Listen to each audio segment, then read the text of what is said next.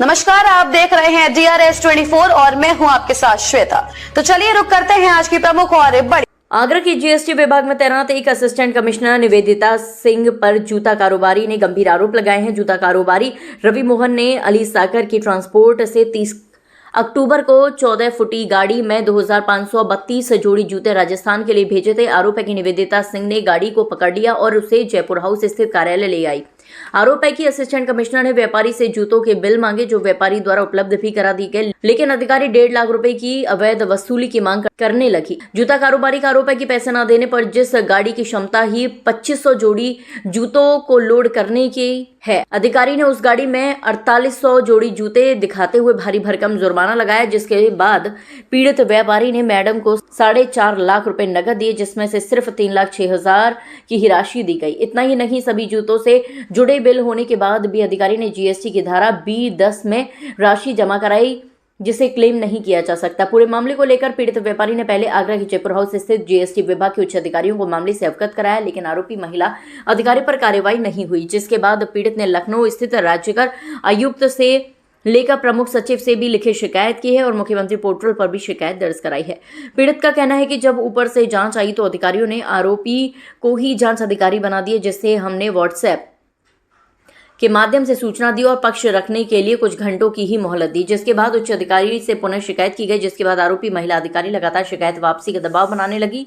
जब शिकायत वापस नहीं ली गई तो अधिकारी ने थाने में छेड़छाड़ और अभद्रता की झूठी शिकायत करते हुए मुकदमा दर्ज करा दिया। फर्जी जुर्माना लगाने के बाद भी पीड़ित का आरोप है कि पैसे जमा करने के बाद भी आरोपित अधिकारी ने बढ़ाए गए जूते वापस कर रही है और ना हमारे सामने गाड़ी की क्षमता से ज्यादा माल लोड करवा के दिखा पा रही है। इस मामले में कुछ अधिकारियों ने जांच की तो बताया जा रहा है कि आरोपी महिला अधिकारी ने अब तक अपना पक्ष तक अधिकारियों को उपलब्ध नहीं कराया, जबकि गाड़ी से बरामद माल के सभी बिल फाइल में स्वीकार किए गए हैं। ऐसे में अधिकारी की मनमानी सरकार की मंशा को पलीता लगाती नजर आ रही है। इस पूरे मामले को लेकर जब हमने आगरा जीएसटी अधिकारियों से उनका पक्ष जानना चाहा तो कोई भी अधिकारी कुछ बोलने को तैयार नहीं है। उनका कहना है कि मामले की जाँच शासन में चल रही है, इसीलिए कुछ नहीं बता पाएंगे। हालांकि ऑफ कैमरा उन्होंने भी माना कि गाड़ी में माल बढ़ा हुआ दिखाया गया, वो संभव नहीं है। हमने अपनी रिपोर्ट ऊपर भेज दी है, जो आदेश आएगा उसका पालन किया जाएगा। हमारे वाहन को मैडम ने पकड़ा था 10 नंबर वाली यूनिट निवेदिता सिंह जी ने 2 नवंबर को, और 2 नवंबर को हमसे 11 तारीख को जो उन्होंने उसकी वसूली करी है, उसमें 4.5 लाख रुपये उन्होंने हमसे प्राप्त किए हैं और 4.5 लाख में से 3,06,000 रुपये की रसीद दी है। फिर उसके 25 तारीख को उन्होंने 25/11 को उन्होंने 70,000 रुपये की रसीद दी है। बाकी पैसा अभी तक नहीं दिया। और उस 2 गाड़ियाँ उसमें बताना है कि पकड़ी गई थी। हाँ, 2 गाड़ियाँ पकड़ी गई थी। एक गाड़ी पे 3,06,000 रुपये का, और जिसकी 31-33 है जो गाड़ी, उसको उन्होंने अपनी उसकी क्षमता से ज़्यादा माल दिखाया है। कितना माल उसमें दिखाया है? कितना माल आपका टोटल था उसमें? हमारी गाड़ी में 2530 जोड़ी था और मैडम ने क्या कहते हैं उसमें 2350 जोड़ी और एक्स्ट्रा दिखा के 4880 जोड़ी करीबन मैडम ने उसमें दिखाया है। तो जब आपके द्वारा अधिकारियों से बात की गई तो क्या कुछ उन्होंने कहा? अधिकारियों ने कहा था कि हमें लिखित रूप में और एफिडेविट के साथ शिकायत दीजिए। जब हमने लिखित में और एफिडेविट के रूप में शिकायत दी है तो मैडम ने हमारे ऊपर शिकायत वापस लेने का काफ़ी दबाव बनाया। शिकायत वापस न लेने पर मैडम ने हमारे खिलाफ झूठा मुकदमा लिख दिया है। आपके द्वारा जूतों की वापसी की भी मांग की गई है, पूछा भी गया है कि कैसे इसमें आ सकती है, तो क्या जानकारी दी? ऐसा था, हमने मैडम से कहा था कि मैडम अगर आपने जो हमारे जिस माल पर रसीद काटी है वो माल तो हमें वापस कर दीजिए। जो 2380 जोड़ी या 50 जोड़ी आपने दर्शाई है वो माल भी तो वापस करिए। माल वापस करने के लिए मैडम का कोई जवाब नहीं होता है। गाड़ी को लेकर भी आपने कुछ किया है कि जांच अधिकारी फेल को बना दिया गया? हाँ, हमने IGRS पे शिकायत करी थी मैडम की, तो मैडम खुद ही जांच अधिकारी बन के आ गई थी हमारी, और व्हाट्सएप के माध्यम से मैडम ने हमें सूचना दी थी और हमें मात्र 3 से 4 घंटे का समय दिया था। मैडम किस विभाग से संबंधित है? राज्यकर विभाग, उत्तर प्रदेश। अब उच्च अधिकारियों में आपने शिकायत की है, प्रमुख सचिव भी आपने शिकायत की है, आयुक्त से भी शिकायत की है, क्या कितना समय हो गया और क्या कुछ मांग करते हैं? उनके पास में हमने 20/12/2025 को शिकायत करी थी प्रमुख सचिव कामनीतन चौहान जी से और राज्यकर आयुक्त नितिन बंसल जी से मिले थे।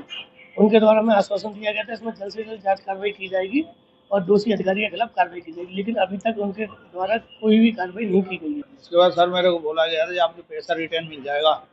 पैसा रिटर्न नहीं मिला, कुछ भी नहीं हुआ। कोई किस नाम पर डाला गया पैसा, ना मेरा मोबाइल नंबर डाला गया, ना ट्रांसपोर्ट के नाम डाला गया, कुछ भी नहीं डाला गया, ना गाड़ी के फाइल, ना कागज, ड्राइवर, कुछ भी नहीं मिला। ना हमें रोज दौड़ाया गया, आप आ जाओ, अभी ढूंढ रहे हैं, पता कर रहे हैं। ना पैसे का आप अप्लाई करो, अप्लाई करोगे आपको पैसा रिटर्न आ जाएगा। पैसे भी नहीं मिला, कोई रिटर्न किस्त तो हम रिटर्न की अप्लाई करें। हमारे एनबी धारा के तहत बताया गया कि आपका जुर्माना की रसीद काटी गई थी, माल रजिस्टर्ड बता रहे हैं आप। माल मेरा 32 जोड़ी थी, इसमें माल एक्स्ट्रा दिखाया गया है। नहीं, बिल आपने सारे लगाए थे। बिल मेरा जितना माल था उतना ही की बिल लगी थी, 32 जोड़ी की बिल लगी थी पूरी। उसमें लेकिन पैसा रजिस्टर्ड में नहीं हुआ, अनरजिस्टर्ड में जमा हुआ है। अंडर स्टेट में जमा हुआ, हमें नहीं मालूम किस में जमा करी, हमें तो मालूम नहीं करा गया किसमें रजिस्टर में जमा करा। हमको तो पाएगा, हमें तो मालूम नहीं हुआ। हमें तो बाद में मालूम पड़ा, जब उसकी डिटेल आई, जब मालूम पड़ा ग्रेड 2 साहब के पास गए थे, जब वहाँ मालूम पड़ा। आप शिकायत वापस लेने का दबाव बनाया जा रहा है। दबाया बना जा रहा, मेरे को शिकायत वापस ले लो, शिकायत वापस ले लो। जब नहीं लिए तो हमारे ऊपर केस करा गया अब क्या मांग करते हैं, है। अब क्या चाहते हैं आप? हम क्या चाहते हैं, हमारे ऊपर जो जांच है इनके ऊपर जांच करा जाए, ये जांच हमें चाहिए, जांच हो जाए। अगर हम गलत हैं तो हमारी सजा मिले, वो गलत है तो हम ये चाहते हैं।